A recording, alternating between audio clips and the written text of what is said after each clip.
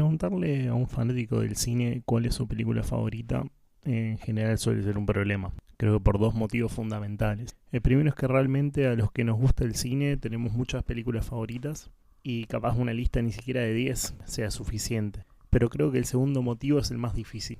Elegir una película favorita es una carta de presentación.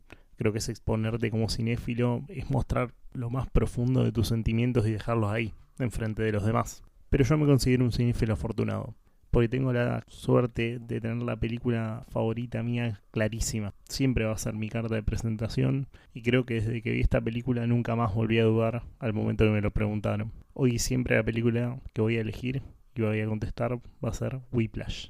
Hola cinéfilos, ¿cómo andan? Bienvenidos a un capítulo especial de este espacio que es Cinéfilo Anónimo. Y cuando pensaba un poco en el último capítulo que iba a grabar este año, pensé en varias cosas. Hacer un top 10 de las mejores películas del año, o hablar inclusive de lo que se viene en el 2026, pero dije, bueno, vamos a dejar esto para la temporada de premios, para hacer varios especiales ahí antes. Sí, hay un spoiler de cómo va a arrancar el año que viene. Pero después la verdad seguí pensando y es el primer año de este podcast. Y preferí compartirles algo por ahí un poco más especial, algo que me identificara como cinéfilo. Y no hay una película que me identifique más como cinéfilo que Whiplash. Me acuerdo cuando vi esta película por primera vez en el cine, que fue solo casualidad. La única referencia que tenía, lo único que sabía es que J.K. Simmons, hasta ese momento mi única referencia de él era el personaje de J. Jameson en Spider-Man, en la saga de Sam Raimi. Hacía un personaje muy bueno que estaba para ganar el Oscar. Eso era todo lo que sabía. Pero lo que más recuerdo es la sensación con la que terminé de ver la película. Y recuerdo claro lo que decía mi cabeza en ese momento. Esto es lo mejor que vi en mi vida. Esto es cine de verdad. Creo que lo que me enamoró fueron tres cosas. Una, la obvia. Era una película relacionada con la música, que es mi otra pasión. Y de hecho creo que me considero un poco baterista frustrado, así que capaz que eso ayudó. La segunda es que es una trama sencilla, pero con personajes complejos. Andrew y Fletcher son personas que tienen varios matices y algunas diferencias, pero que al final del día son el uno para el otro. Los personajes tienen un viaje donde se van acomodando, pero al final sus destinos están siempre juntos. La película tiene un montaje y una edición que es exquisita. Damien Chazelle, de quien después voy a hablar un poco más tranquilo, pero acá otro spoiler, es mi director favorito sin lugar a dudas, storyboardeó. ¿Y qué sería storyboardear? Sería el hecho de dibujar cada plano que va a suceder en la película antes de grabar. Entonces poder tener en claro a nivel dibujos cómo es que se va a ver la película.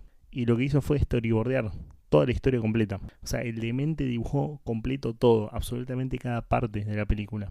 Y aparte, a mi manera de ver, este tipo sabe darle un movimiento a la cámara que es bastante único. Es muy conocida la imagen de él filmando La La Land en la escena donde el personaje de Ryan Gosling toca el piano y el personaje de Emma Stone está bailando.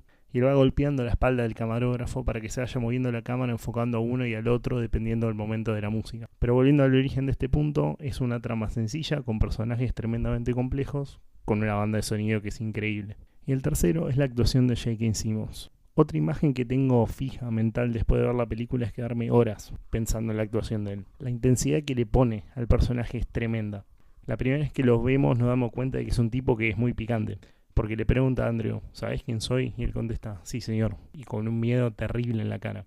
Pero la segunda vez que lo vemos entrando al salón de clases para la primera clase de Andrew en la banda nueva con él de profesor, vestido de negro, musculoso, y el primer movimiento de dedos para arrancar el tema, para contar el tiempo, Dios mío, o sea, la intensidad constante de este tipo en la pantalla es increíble. Otra cosa que tuve clarísima cuando terminé de ver la película, que la actuación de él había sido la mejor actuación que vi en toda mi vida y tenía clarísimo también que no iba a haber una mejor. Lo supe en ese momento. La historia del cine siempre va a tener grandes actuaciones. Leonardo DiCaprio en Un Lobo Wall Street, Jamie Stewart en Qué Bello es Vivir, Gregory Peck en Matar a un Ruiseñor o inclusive Al Pacino en El Padrino. Pero estoy seguro de que esta actuación está a la altura de estas o hasta un poco por encima. Ya advierto que este episodio va a ser largo, pero ojalá pueda transmitir, aunque sea de un 10% de la pasión que tengo por esta película. Pero como siempre, vamos a la ficha técnica. Puedo estar horas, pero horas de verdad, hablando del director de esta película.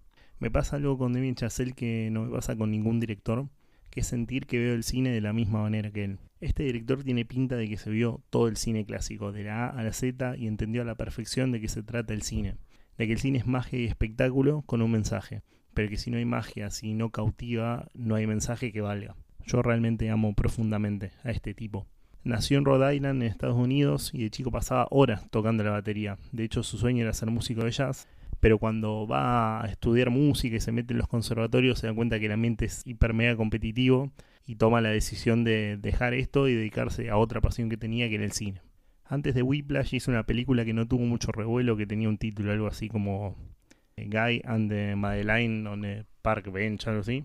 Una producción muy chica, pero que también estaba relacionada con el mundo del jazz y es realmente su primer trabajo después de terminar de estudiar en Harvard. Whiplash termina siendo realmente su debut cinematográfico y mamita, qué manera de arrancar. Después de esto, mantener la calidad y seguir el ritmo de hacer grandes películas realmente es muy difícil, o sería muy difícil para cualquier humano, pero para él no lo fue. Whiplash es de 2014 y solamente 2 años después se manda a hacer La La Land, el que para mí es el mejor musical de la historia del cine, capaz compitiendo con Old and Jazz, pero bueno, esa es una charla para otro día. Me podría pasar horas hablando de La La Land, realmente horas, pero voy a decir una sola cosa, que la película es un 9 constante, llega al final y se transforma en un 11. Cuando vamos viendo todo lo que ellos podrían haber sido y no terminan siendo, pero al mismo tiempo se dan cuenta que era necesario que se encontraran para cada uno hacer su camino, es cine puro. Después de esto vino First Man, la película biográfica de Neil Armstrong, que también la protagoniza Ryan Gosling, que diría que es su punto más bajo, si se puede decir bajo, pero que sigue siendo una gran película, que se ve del carajo, tiene planos espectaculares. Y después va a venir una película que es su última película del día de hoy y es espectacular, que es Babylon. Esta película eventualmente va a tener un capítulo seguro. Es una película tan, pero tan infravalorada. Si hablamos de homenajes al cine, esta película es un homenaje al cine clásico y especialmente al primer cine, ese cine mudo y a la transición del cine mudo al cine, digamos, hablado con sonido. Hay muchas películas que intentaron homenajear al cine de una época o al cine en general. La Rosa Púrpura del Cairo, que bueno, es otra de mis favoritas, The Fabelmans. Inclusive la misma La La Land lo intenta hacer. Pero sin dudas creo que Babylon es la que mejor lo logra, o la que mejor refleja lo que es el amor por el cine. Esa escena final de él viendo todo, o sea, viendo pasar un montón de películas, viendo esta transición entrando a un cine a la tarde después de dejar a la familia, es increíble. Y aparte acá voy a poner un punto completamente personal. Pero en esta película de Babylon, nosotros siempre hablamos mucho de la actuación de Brad Pitt en Once Upon a Time in Hollywood, pero la actuación de él en Babylon, para mí, es la mejor que tiene. El protagonista de esta película es Miles Teller, y esta película fue el tercer largometraje de él. Antes había debutado con Rabbit Hole, donde fue Nicole Kidman la que lo elige para que actúe con él, y había hecho también The Spectacular Show. Con Whiplash es la que consigue ganar varios premios como estrella emergente. Entre otras de sus películas tenemos la nunca terminada saga de Divergente, War Dogs, la película que hace con Jonah Hill, que es una gran comedia muy divertida. Hizo de Reed Richards en la fallida Fantastic Four de 2016.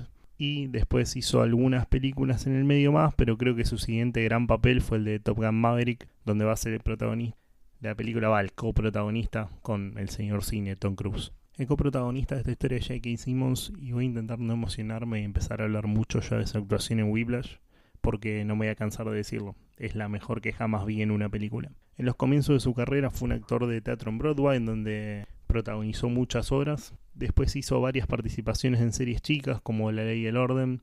Tuvo su primer papel icónico con el de J. Jameson, el director del diario en el que Peter Parker saca fotos de Spider-Man, en la trilogía de Sam Raimi. Después también hizo varias voces en capítulos de Los Simpson, por ejemplo, y también participó en la excelentísima ¿Qué me sé después de leer? De los hermanos Coen.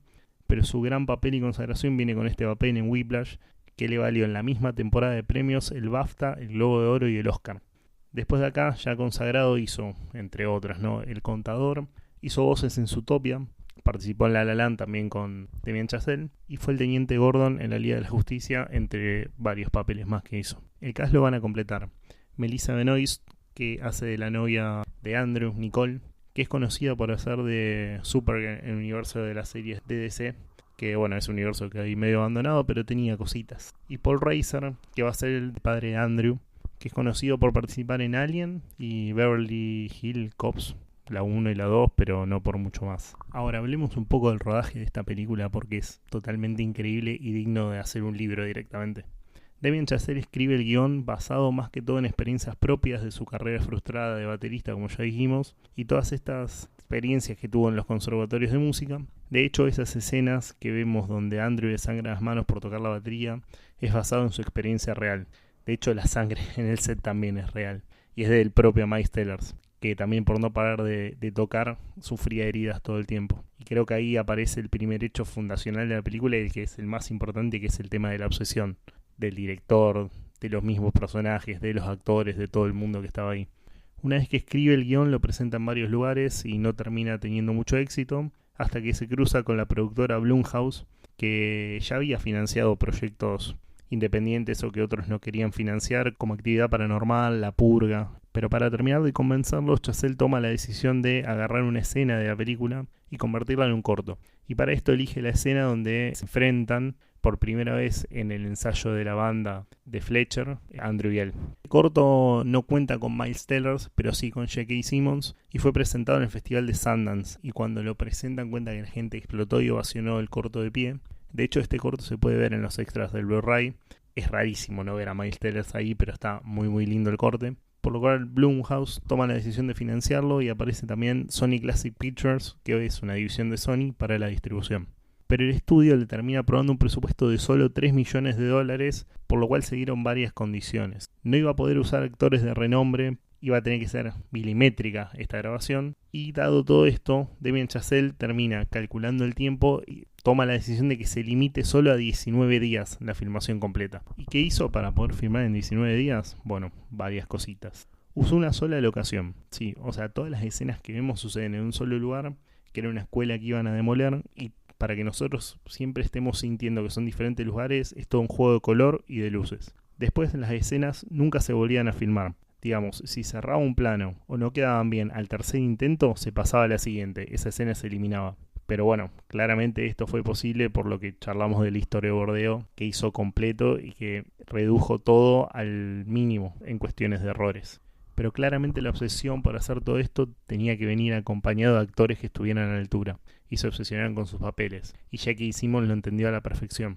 Él mismo eligió el vestuario del personaje de Fletcher y se mató en el gimnasio para tener la pinta que tiene, que mete miedo, y improvisa todos los insultos, y de hecho eligió no ensayar. Prefiere directamente que la sorpresa de Miles Teller fuera totalmente real. De hecho, Miles Teller cuenta que estaba siempre asustado porque no sabía nunca qué reacción esperar ni qué insultos le iban a venir de enfrente. Por otro lado, el mismo Miles Teller ensayó durante 4 meses 4 horas por día con un baterista profesional. Que ese baterista profesional sale en la película y es el baterista titular de la banda de Fletcher al momento que llega Andrew. Y encima, Miles Teller tuvo que aprender a tocar jazz en la batería, que es uno de los estilos más difíciles y complejos de tocar. Y esto termina volviendo siempre al mismo punto, que es la obsesión, la clave de la película todo el tiempo. Una vez terminada esta filmación de 19 días, que fue totalmente maratónica, cuenta Damien Chazelle que cuando terminaron de filmar no sabían qué tenían y estaban completamente cagados en las patas, porque si bien iban editando a medida que filmaban en el día a día, no estaban 100% conscientes del producto final.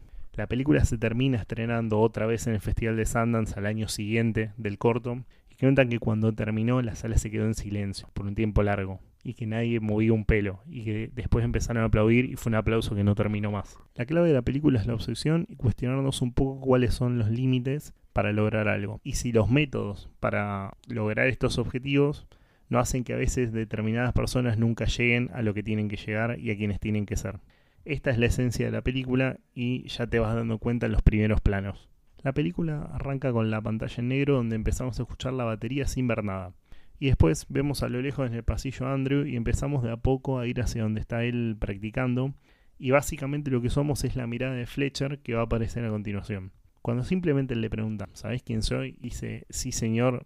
¿Sabés que busco músicos? Y él le vuelve a contestar, sí señor, y ves la cara de miedo de Andrew, sabés que esto va en serio. Y ya ahí Fletcher arranca con esos juegos mentales que va a tener durante toda la película, que le dice, arranca a tocar.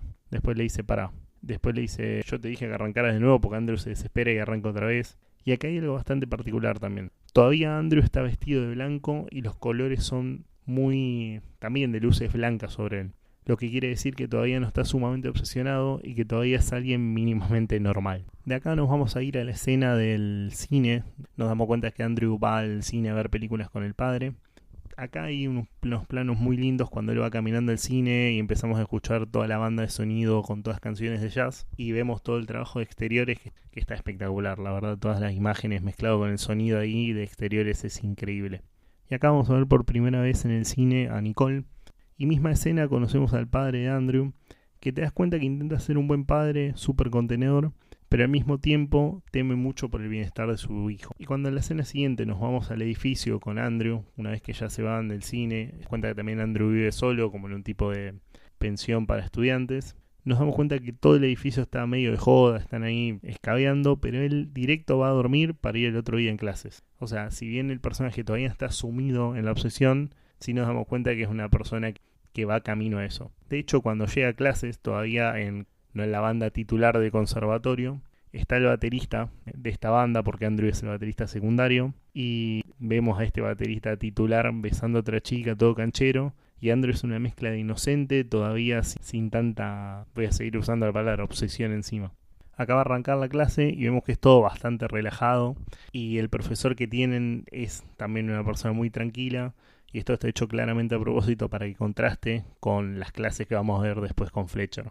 Una vez que termina la clase, Andrew empieza a caminar por los pasillos del conservatorio y llega a ver una clase de Fletcher. Y acá la cámara nos hace un juego que es buenísimo, que es que vamos viendo a toda la banda. Vemos al baterista, a los vientos, a las cuerdas. Y cuando llegamos a donde está parado Fletcher, Fletcher en vez de estar mirando a la banda, lo mira a Andrew los ojos como diciendo, me di cuenta que me estás espiando. Y parece que más que una escena de Whiplash, parece una escena sacada de una película de Hitchcock, donde es una escena de terror directamente. Después vamos a ver que Andrew vuelve a su departamento después del día de clases y está practicando ya un poco más concentrado y un poco más metido en el perfeccionismo, por decirlo de alguna manera. Y cuando vuelve a tocar con su orquesta en la que está ahora, pareciera estar hasta como muy avanzado para la clase y el profesor se da cuenta y le dice, no, no sigas tocando, que venga el baterista titular. Y acá de la nada va a entrar Fletcher a la clase y va probando a todo el mundo mientras los va forreando a todos. A cada miembro de la banda los pega una forreada bárbara. Y cuando llega a los bateristas les pide que toquen un double time swing, que es lo que él vio practicar a Andrew. De los dos bateristas el que lo logra es él y lo cita el otro día a las 6 de la mañana para empezar su primera clase con él. Y acá se empieza a mostrar algo clave para toda la película. Y es que la emocionalidad de Andrew está 100% ligada a la aprobación de otros. Y especialmente a la de Fletcher una vez que lo conoce. Y acá, porque él le dio su aprobación, o sea, porque Fletcher lo invitó a que venga a su banda, él se va a envalentonar y en base a eso va a ir a encarar a Nicole en el cine y la va a invitar a salir. Luego se va a levantar al otro día ya tarde para ir a clase, de hecho creo que la clase era a las 6, el reloj marca algo de 6 y 5. Cuando llega a las 6 am, como le dijo Fletcher, no hay nadie. La clase en realidad arrancaba a las 9. Y acá sigue Fletcher metiendo estos juegos mentales para ver con Andrew, a ver hasta dónde aguanta, cuál es el límite de él. Cuando se hacen las 9 es increíble porque empieza a entrar la banda, no sé, 9 menos 10, 9 menos 5, y a las 9 y 00 llega Fletcher y comienza a tocar. Fletcher simplemente se saca su gorro, se saca el saco, los mira a todos, mueve los dedos y arrancan a tocar. Y acá vamos a ver la primera escena fuerte de la película donde Fletcher escucha a la banda y dice, frenen, acá hay un músico desafinado. Y creo que no existe película de terror que me dé tanto miedo como imaginarme siendo el músico que está desafinado en ese momento. Después de que encuentra al músico desafinado y le pega una forreada bárbara y lo echa de la banda, le avisa a Andrew que en la tanda que sigue, después de un recreo digamos, va a ser él el que toque. Pero antes de esto, en este recreo, tiene una charla en el pasillo donde se le acerca Fletcher a Andrew y le pregunta a qué se dedican sus padres. Y él le va a contar que su madre los dejó de chicos y que el padre es profesor de secundaria, pero que en realidad siempre quiso ser escritor. Y aparte, acá lo que notamos un poco es que a Andrew como que le da vergüenza, porque lo primero que dice, no, mi padre es escritor. Y Fletcher le dice, pero ¿qué escribió? No, en realidad es más profesor que escritor, y ahí que vemos que a Andrew le da vergüenza decir que el padre es profesor de secundaria. Y acá lo que le dice Fletcher es como, bueno, si no tuviste músico en tu familia vas a tener que escuchar a los grandes. Y le nombra especialmente a Charlie Parker. Y acá le cuenta una anécdota de Charlie Parker que va a ser clave para toda la película. Que es que en teoría Charlie Parker se convierte en Bert porque otro músico le revolea un plato por la cabeza mientras que tocaban.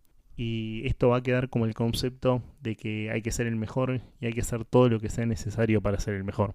Después de este recreo, cuando Andrew empieza a tocar, Fletcher lo empieza a parar cada rato. Y viene la famosa frase que se va a repetir en toda la película y que nunca en mi vida quiero escuchar, que es "Not quite my tempo", que es la frase de "no estás a mi tiempo", que se va a repetir en toda la película. Y esta escena es recontra intensa porque acá es cuando le empieza a decir cualquier cosa, y en un momento le hace hasta contar en negras para que vea el tiempo, porque en teoría se está apurando para entrar en un compás, y lo empieza a hacer contar en negras y le da un sopapo antes de que cuente la cuarta negra. Y va haciendo lo mismo para preguntarle si se está apurando o se está atrasando. Y este momento es totalmente con una intensidad bárbara, porque de hecho Andrew termina llorando con una sola lágrima que se le cae y Fletcher lo forrea después de que llora.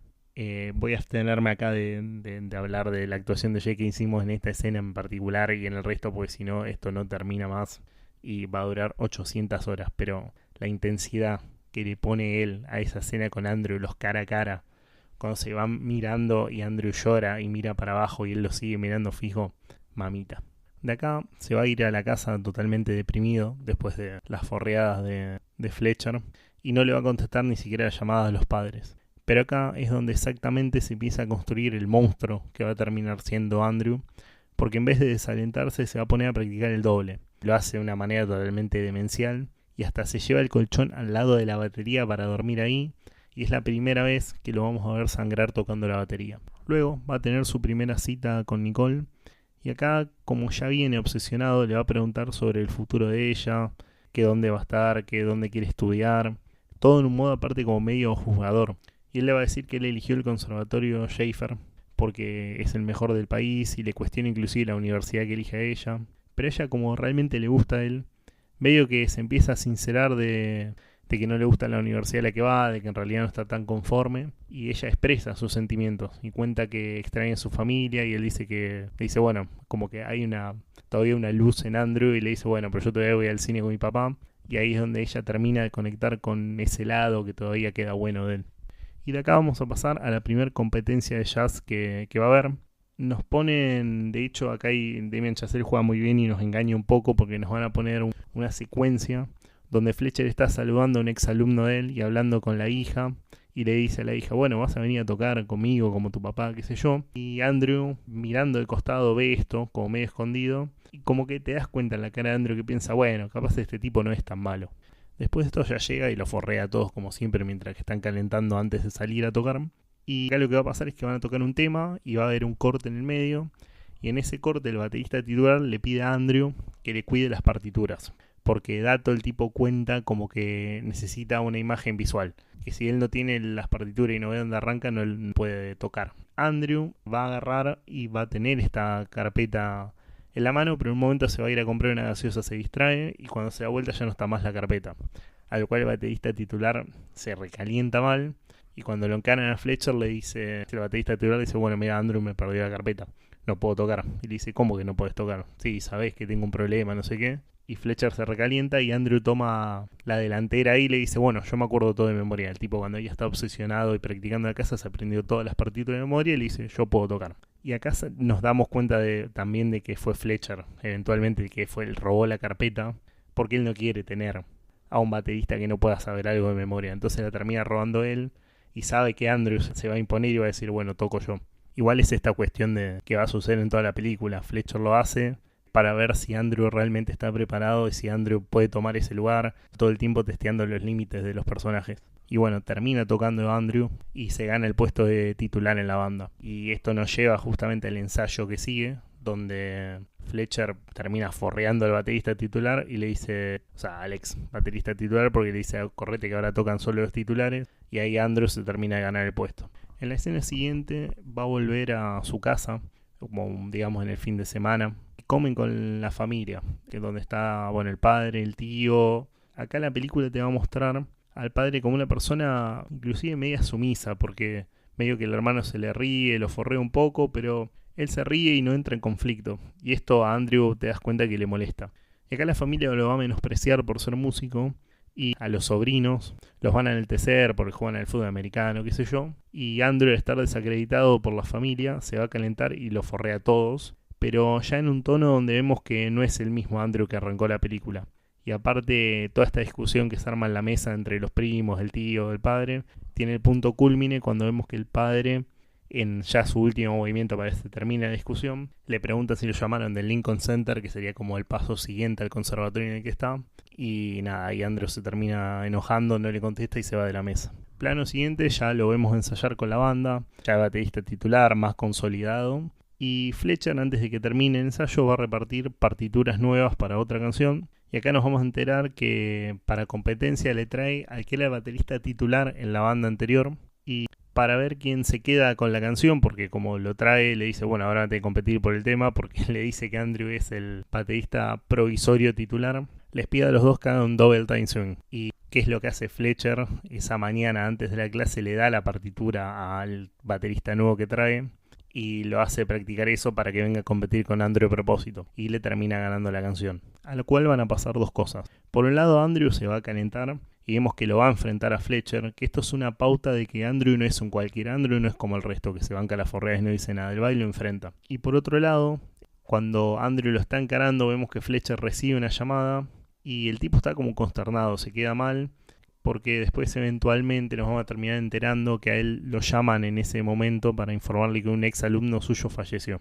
Andrew acá se va a poner a practicar como loco, igual que la vez anterior que Fletcher lo forreó, y va a terminar tomando la decisión de cortar con Nicole, porque él siente que eventualmente ella es un estorbo para él y no lo va a dejar llegar a su objetivo de ser el mejor baterista de la historia. Y aparte lo peor es que lo dice exactamente con esas palabras, a lo cual Nicole dice, bueno, menos mal que me voy a la mierda acá, pues este tipo es un enfermo.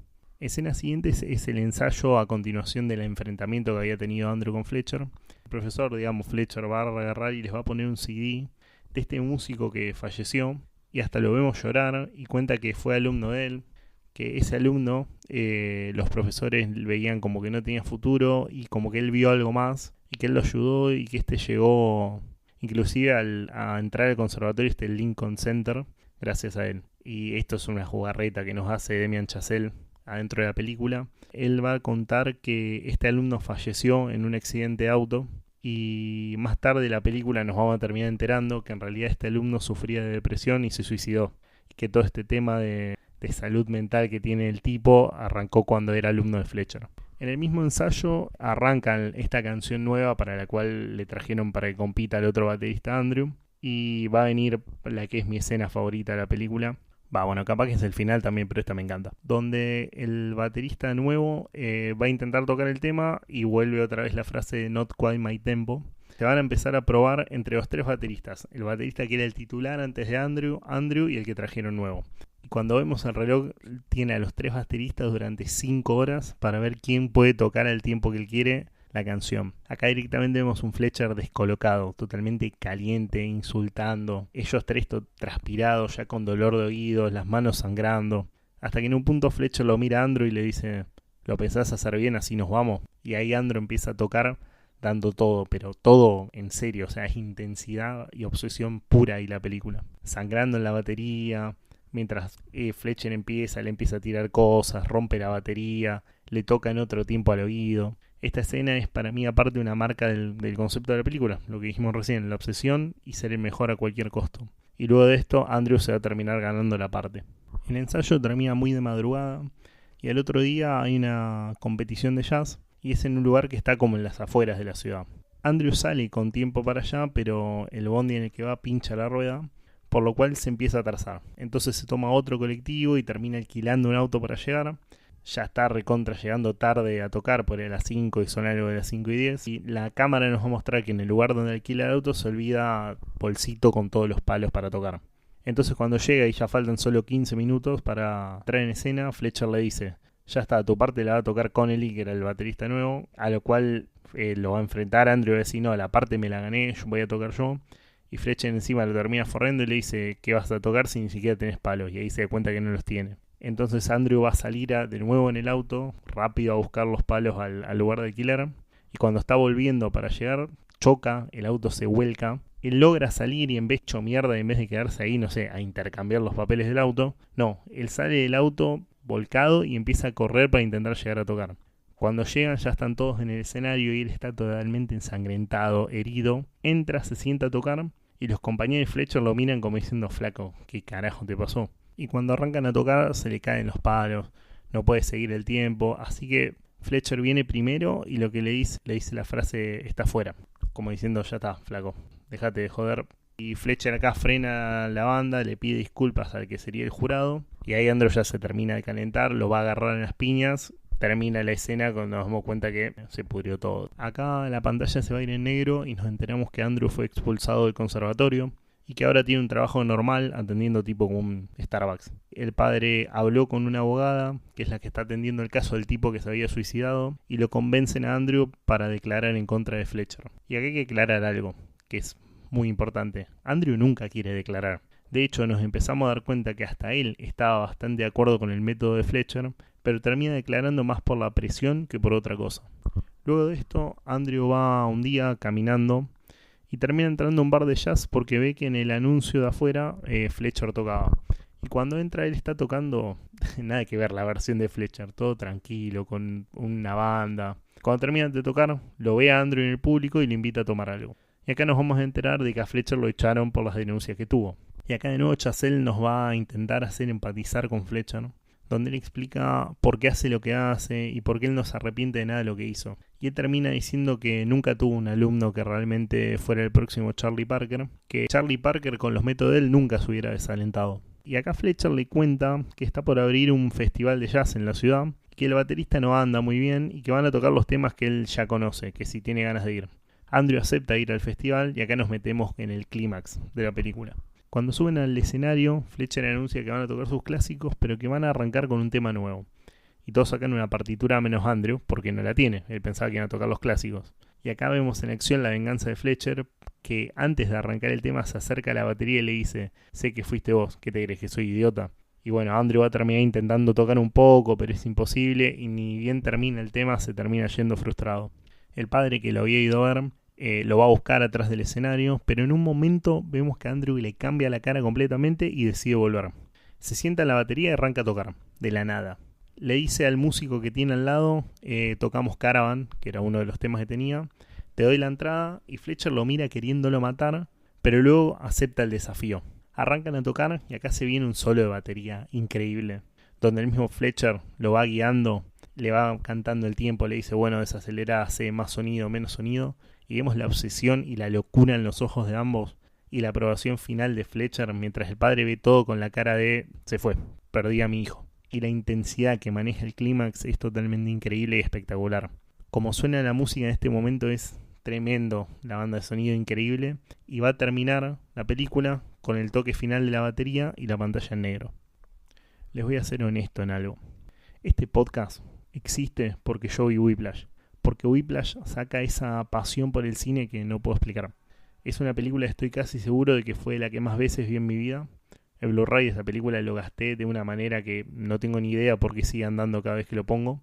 Voy a volver al principio a esa persona que hace casi 12 años estaba en una sala de cine y salió maravillado diciendo que esto fue lo mejor que vio en su vida. A Damien Chazelle no tengo más que decir gracias por crear esta maravilla. Gracias por permitirme enamorarme tanto de una película como no pensé que se podía. Gracias a J.K. Simmons por dejarme totalmente idiotizado con esa actuación, por hacerme saber lo que realmente podía transmitir una actuación en una pantalla. Yo soy un agradecido por tener la suerte y el privilegio de nacer en esta época y ser contemporáneo con esta película que realmente a mí me cambió la vida. Muchas gracias, cinéfilos, por escuchar este podcast, que creo que va a ser el más largo de todos. Y bueno, es el de cierre de año, en sí el primer año de este podcast, de esta locurita que se creó. Así que creo que la meritaba. Ya saben lo de siempre, no se olviden de suscribirse al canal de YouTube y seguirnos en Spotify. Gracias por escuchar este capítulo y todos durante este primer año. Les deseo que pasen una Navidad hermosa en familia, con amigos. Ya saben lo que hay que hacer todas las Navidades. No se olviden de mirar Duro de Matar y nos vemos en la vuelta.